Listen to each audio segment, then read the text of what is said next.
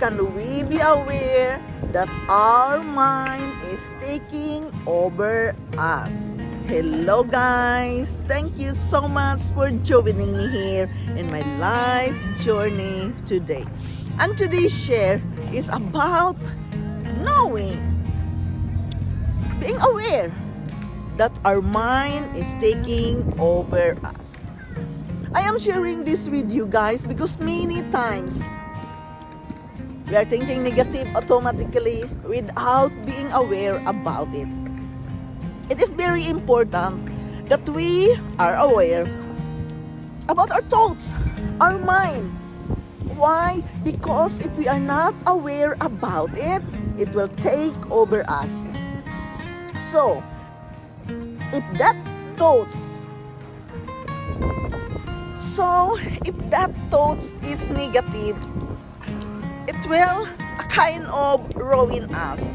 It can destroy our day because we were not aware that negative thoughts is in our mind.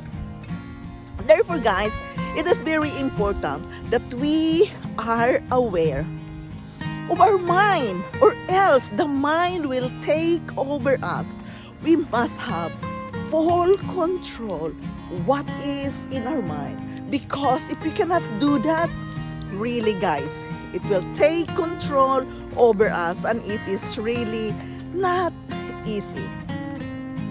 And how can we do that? Of course we can do that, guys, if you really, you have that guidelines every day.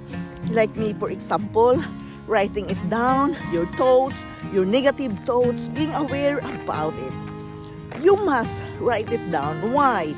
Journaling is very important, guys, because when we can write it down, we are more aware about what we are thinking, what we are going to do for today. And it is very important that we are aware about it, because really, the negative thoughts just come and go, and it is very difficult to control it when the mind is already taking over us. So guys, I am sharing this with you. Awareness is very important. If we want to live our best life, it is very important that we are aware all the time what we are thinking, what we are planning for today, what we shall do for today. We have to be aware what is going on with our thoughts. Therefore, it is very important that we have full control over our thoughts, because as the book says, or else our mind, our thoughts will control over us. So guys, in my case, yes, I write it down. Planning is very important. We must take over control of our thoughts, of our mind, what we are thinking.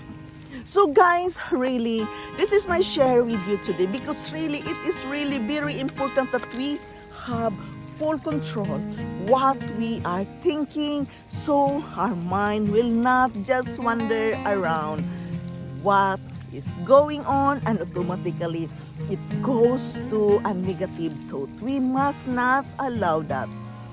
Being aware is the most important thing, because you have control with your thoughts. You are the one who will choose your thoughts, not the thoughts will choose you, as the book says. Do not let your thoughts control over you. You must take control itself, that you can change what you have been thinking. So the negativity will wash away and the positive thoughts will come.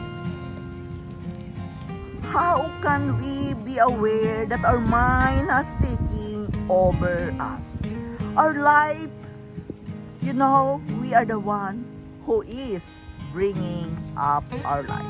Your life is in your hands, but you must learn to gain control of your own thoughts. All of your problems of fear, failure, and doubts are because of your mind is rolling you. Do not let your mind roll over you.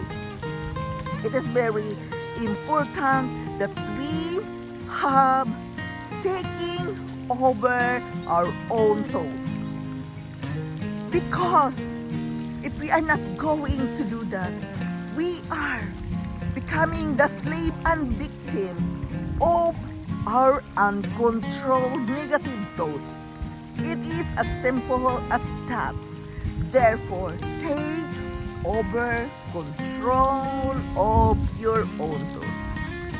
Take control of your mind and your thoughts every day, bit by bit, little by little. You must learn to take control of your own thoughts. When a negative thoughts comes, stamp it out and refuse to allow negative thoughts to take root in you by thinking of something good instead.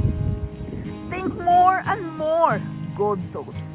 When you can think more and more good thoughts, and soon they will come automatically good thoughts. But first, you must have full control of your own thoughts.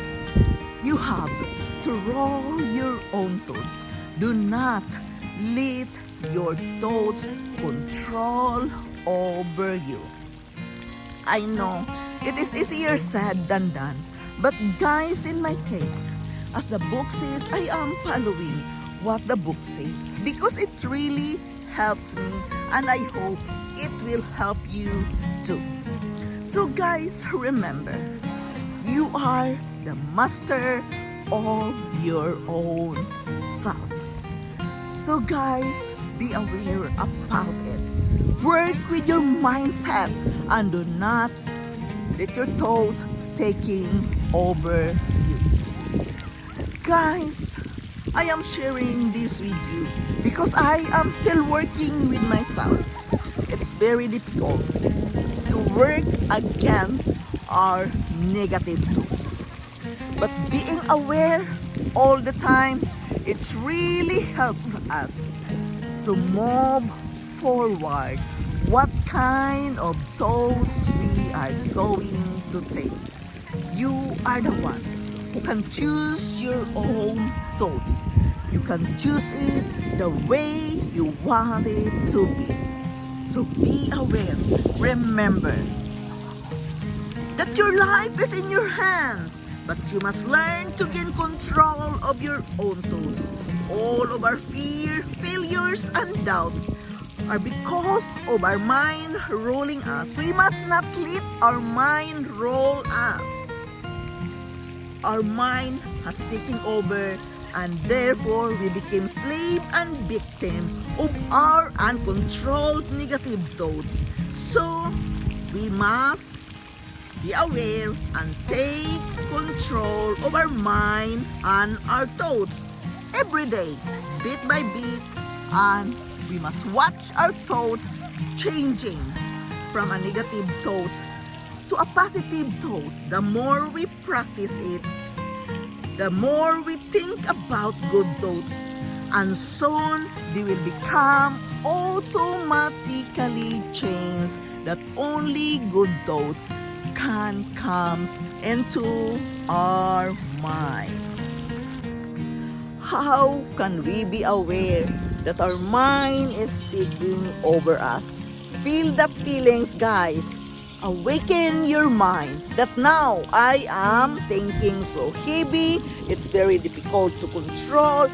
Think about it, that you have full control of your own thoughts, of your mind, what you want to think about. So, journaling, guys, is number one help of controlling our thoughts. As the book says, I am sharing it with you that we are the one who is going to control our own thoughts. So guys, really, it is always a work and effort when we are going to work with ourselves, and it's not really easy, guys. No, it's not easy. It's always take time. But constant practice. As the book says, if you force yourself to think good thoughts, taking over control of your mind and your thoughts, the more you do it, the more and more it will goes automatically that you are creating good thoughts daily. So guys, yes, I am sharing this with you.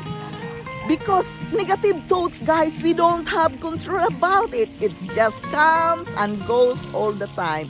And even it's just a little thing, we are thinking it's so big already, and the problem become huge because of our negative thoughts.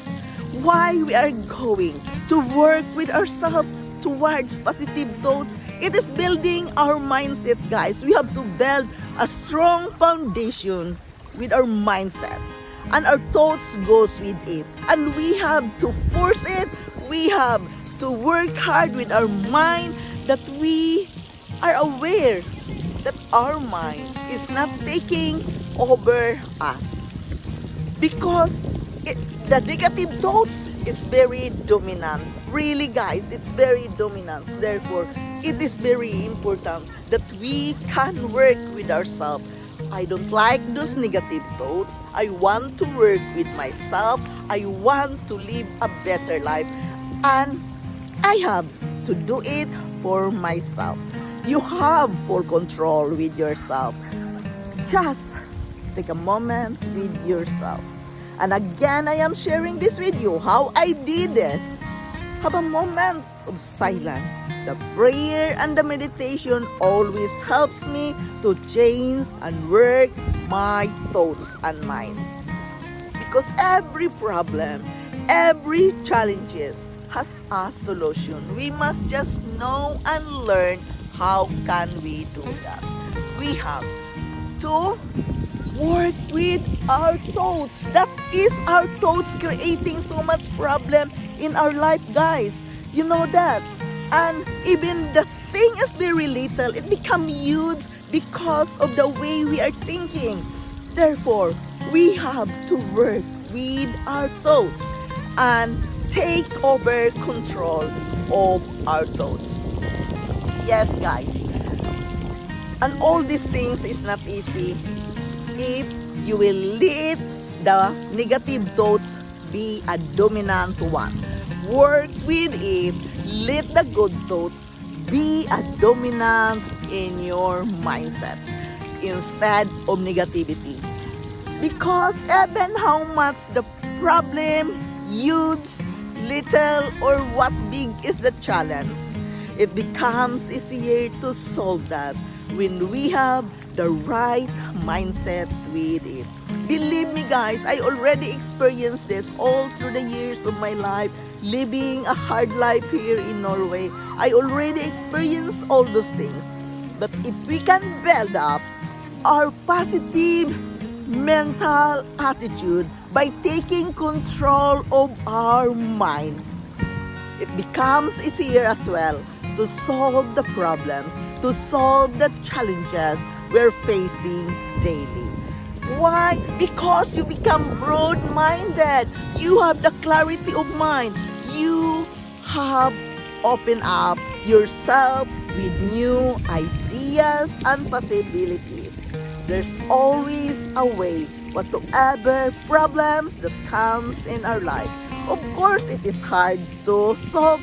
Of course, it's not easy. Never is easy solving a problem. No.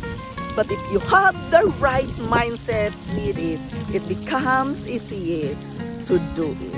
Again, guys, this is Yundel. Thank you so much for listening. Thank you so much for supporting me here in my life journey. Again, I am eternally grateful to each and every one of you joining me here in my channel. Thank you so much, guys. I love you all, and bye-bye.